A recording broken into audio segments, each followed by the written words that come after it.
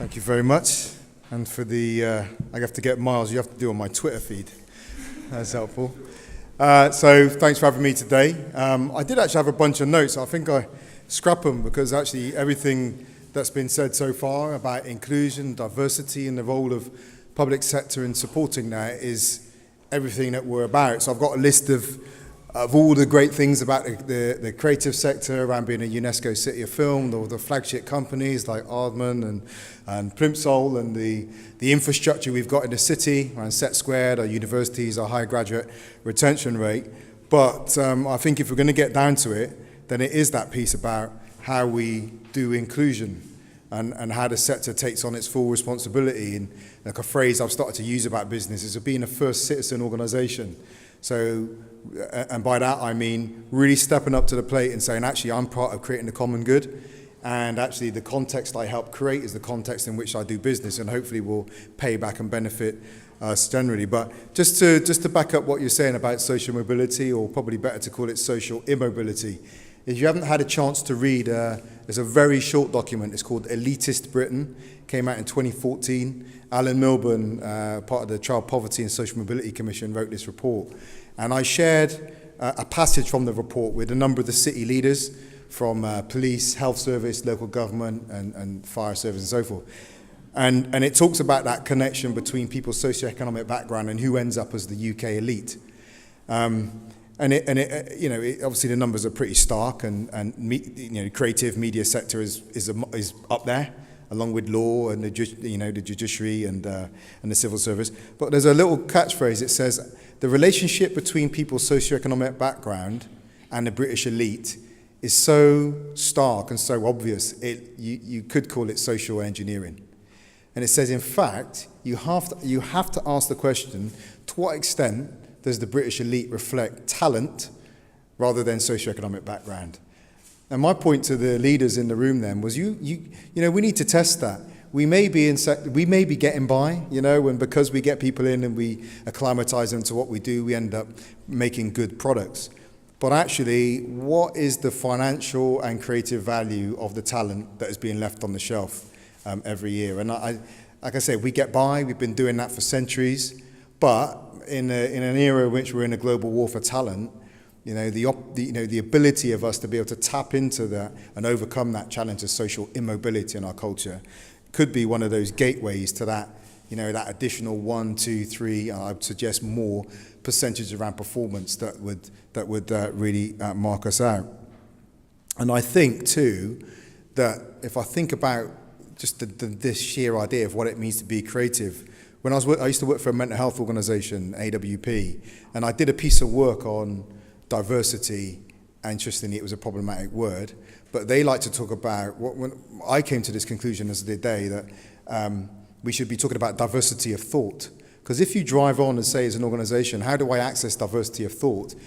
You're not tokenistically putting people in a room. What you're saying is it's actually in our business interest to make sure we're having a range of views around the table, because we know it's that creative conflict, what Martin Luther King talks about, not running away from creative tensions, that actually can be the access to new ways of thinking, discovering new questions, new ways of thinking about old questions to which you've had the same old answer, all that, and just being in the very nature in the creative sector could be really at the heart of driving not just the social justice of that, but the business case for bringing that into, not just in creative, but across everything from banking, finance, legal, local government, health, and all those places in which we are desperately looking for new answers to the world's intractable problems.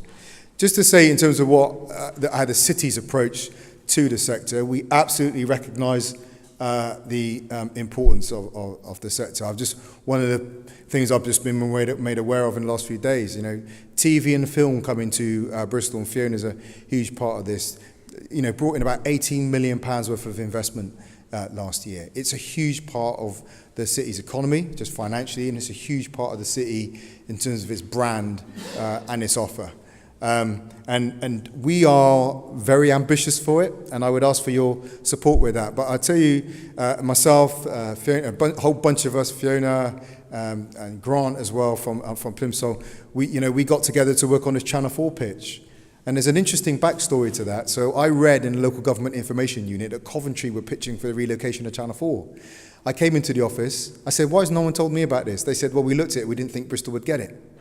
So I got on the phone and we got a few people together, and some of you in the room were probably in there at the same time, and we had a meeting in City Hall. We said, do we all want to do this? People said, yeah. I said, well, let's get going. And now we're obviously shortlisted in the last 6, but it were amongst 5 then for one of the 2 creative hubs.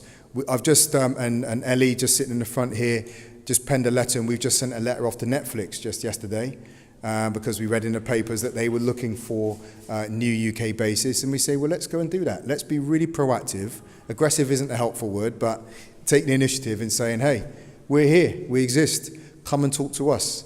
Don't just look to the north and don't just look to London, but we exist. And as a city, we want to do that, and we welcome your support in doing that in a couple of ways. One is in terms of helping us horizon scan for those opportunities that are there, but also we should look for those opportunities that have not yet been articulated. So to turn up to someone and say, you're not looking for a new place, but this is why you should start looking for a new place, and Bristol is your new place, right? So one is help us horizon scan, but then we want people to come together in those working groups to help us craft our pitch and our approach and make the right connections with the right people at the right time. So we'd welcome that and absolutely focus on the ambition and whatever else must be coming along. But secondly, I really do call on you to go back to that opening piece about economic inclusion. It is the case that we've got about 25% of our kids in Bristol living in poverty. We've got about 20% of our kids in nutritional poverty in Bristol.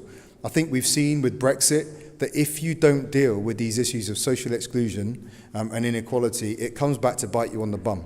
Now, whether that is in a silent social, social disintegration that I think we sat with that found expression in the summer riots of 2011, or it comes in the form of a referendum, we all have a vested interest in contributing to the way our economy does economic development. And I will share, I was talking about Temple Island just yesterday with someone, because obviously we're not going to build the arena there. But I said actually the opportunity is to really turn that whole sector with the new university campus going on there, the train station, into a creative space for the creative sector. And their point to me was this: oh, the creative sector, isn't that just going to drive gentrification? And that's the charge that comes. So I think there's a vested interest in this sector that's such a flagship of the economy that when we begin supporting it, the initial feedback is, oh, that is actually going to be the ultimate expression of leaving ordinary Bristolians behind.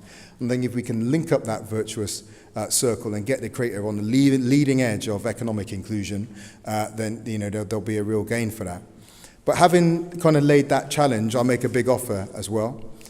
We don't expect you to know how to do all of that, right? Local government has some of those solutions. Our voluntary community sector has some of those solutions. All we're saying to people is come and make the offer about how you want to do inclusion.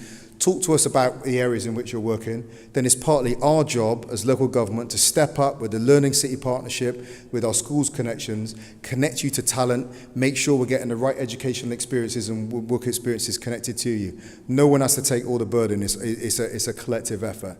But thank you for being here. Thank you for the amazing offer and contribution you make to the city, and look forward to working with you all. Thanks.